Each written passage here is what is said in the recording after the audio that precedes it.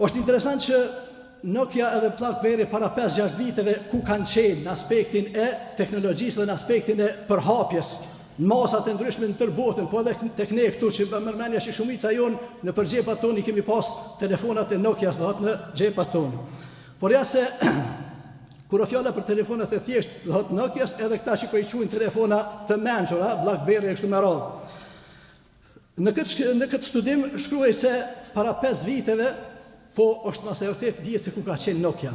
Por në këtë moment tani është duke ushit, Microsofti është duke e ble Nokian për $7.2 miliard. Ndërsa po Nokia para 5 viteve vlerën e saj e pas ka pas $125 miliard. Kjo i ka ndodhur për shkak të asaj se s'pas ka marrë mësim bashkëpunëtor prej shkencëtarëve të ndryshëm, prej atyre të cilët e kanë porosit për aspektin e avancimit e përmarrjen e disa hapave të cilët kanë qenë të domosdoshëm, por të cilët nuk e ka bërë hesap që thonë iPhone në atë kohë, se kush është iPhone, kush e ka njohur iPhone në atë kohë. Po të njëjtën kohë BlackBerry pas ka qenë i tillë që po para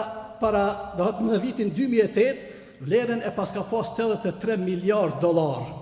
Ndërsa sot është duke u vlerësu me vetëm $4 miliard.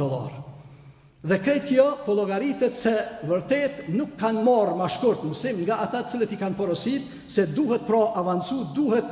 lëviz për para për të qenë ma shkurt në trend me kohën, për të qenë ata të cilët vërtet nuk mendojnë se por ja se kënaqësia me rezultatin e caktuar po e bëj ka njeri unë që nga një herë,